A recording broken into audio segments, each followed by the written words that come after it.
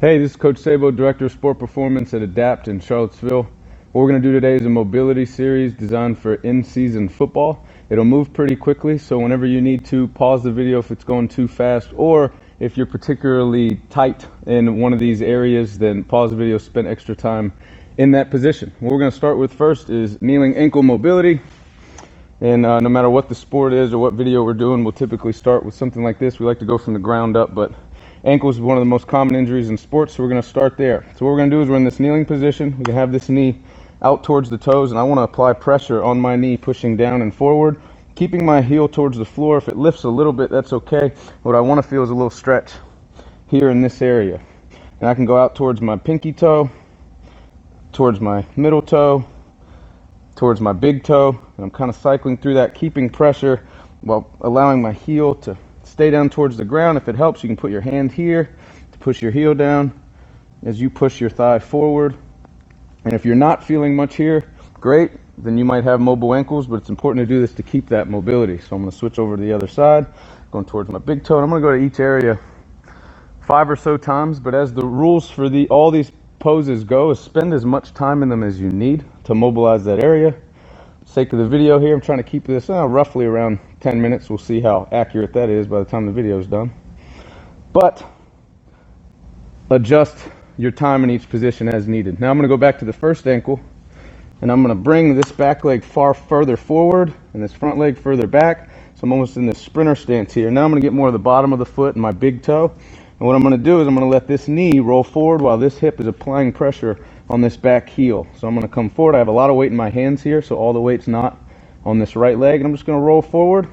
Try to make sure you're not rolling to your pinky toe like that out to the side. Your heel should stay vertical instead of rolling in like this, and push through that big toe and make sure that big toe is mobile as well.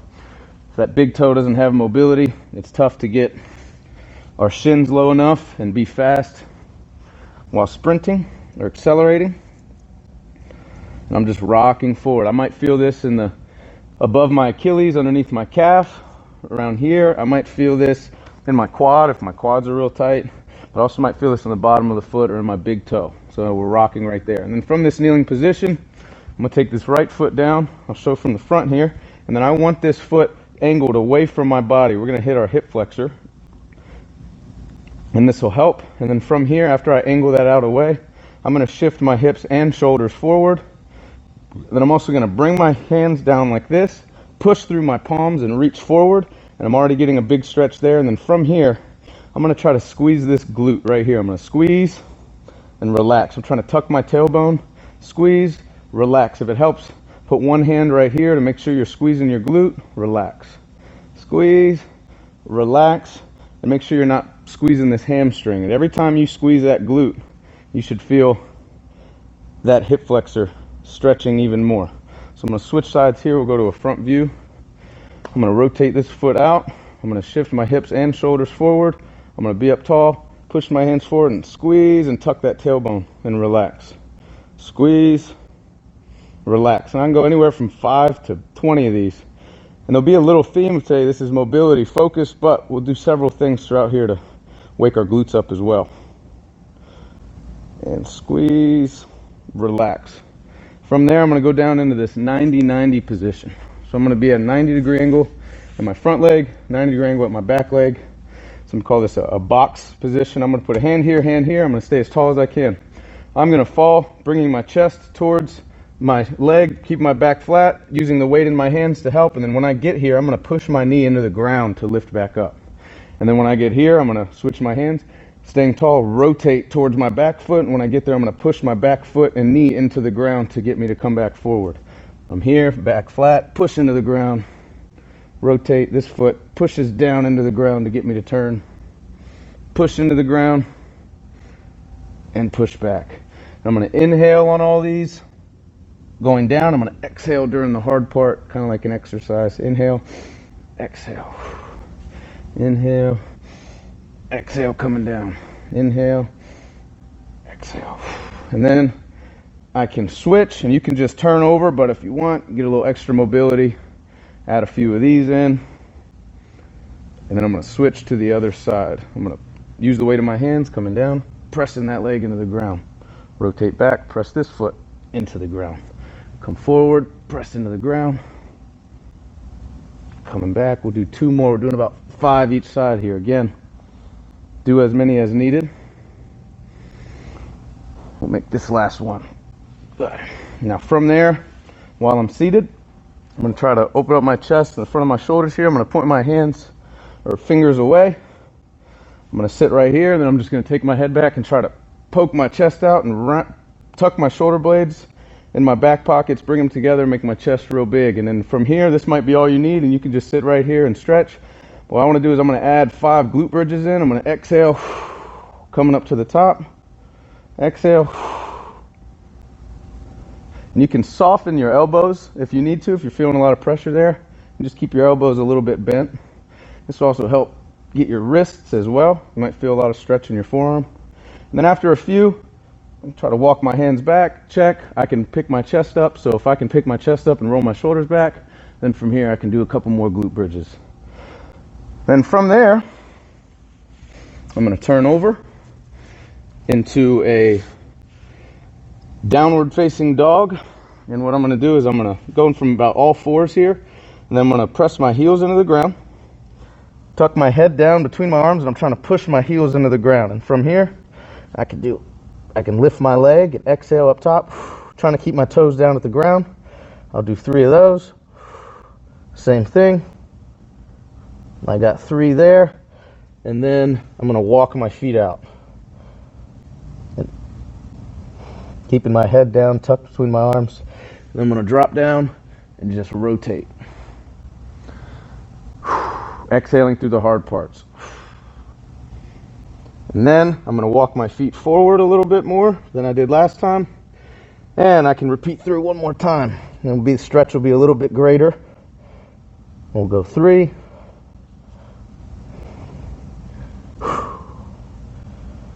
Walk the feet out. And then from here, when I bring my chest down, or excuse me, my hips down, I'm going to drop one hip towards the floor. Come back up. Drop one hip towards the floor. And again. And I'm going to do 3 each side here. Exhale. Inhale. Pushing all the way back.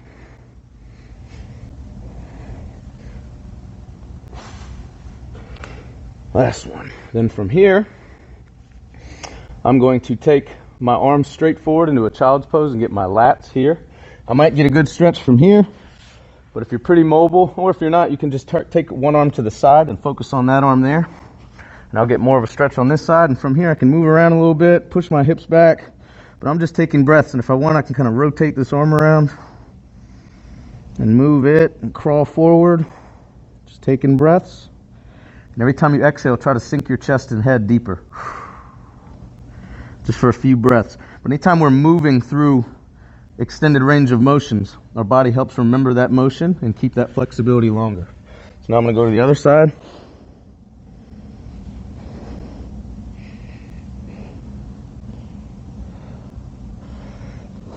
Moving that arm through range of motion. Inhale, big exhale, drop. Again, moving that arm through range of motion. And now I'm going to get more of my chest. I'm going to do something very similar. I'm going to reach this arm forward. And I'm going to push with this arm and lift. I'm going to reach this arm away from me at an angle. And I'm going to push this arm into the ground while dropping this arm also to the ground. So I can rotate. I'm going to get my chest in the front of my shoulder again. Exhale, looking up at the sky. Inhale. Exhale, taking my head up. One more. And from there, I'm going to switch. I'm going to reach out at an angle this way. I'll show you from a front view. And I'm pushing this shoulder down while pushing this arm into the ground and rotating.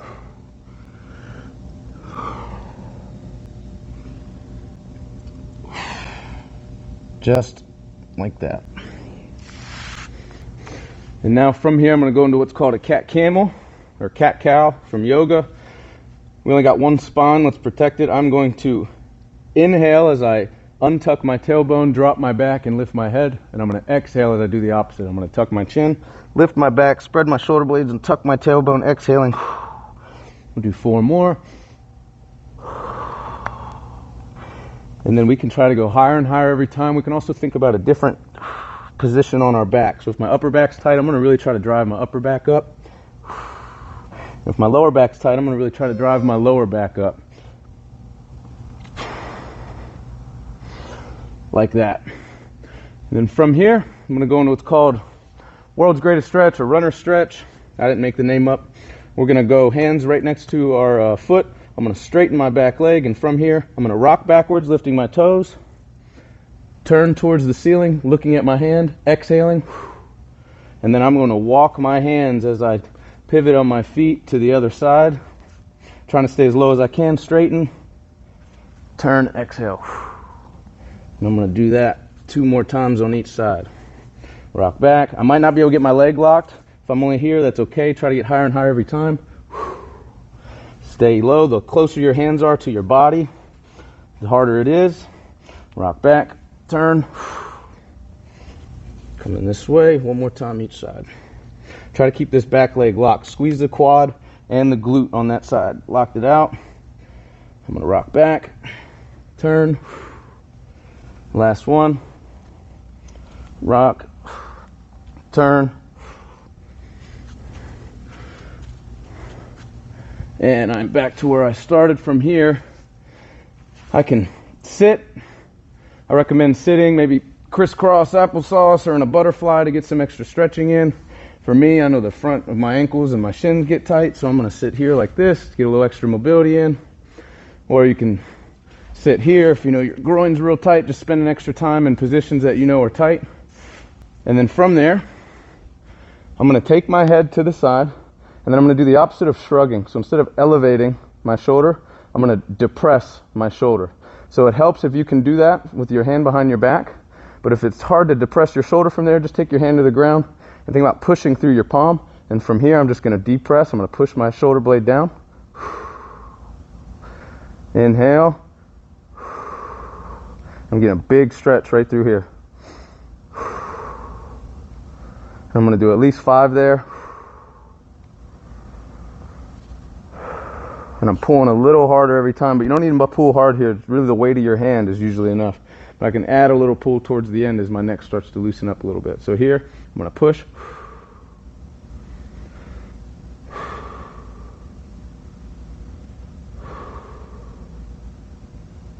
And then you probably already noticed this is not going to be a 10-minute video.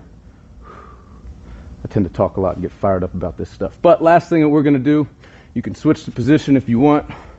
So I'm going to go here.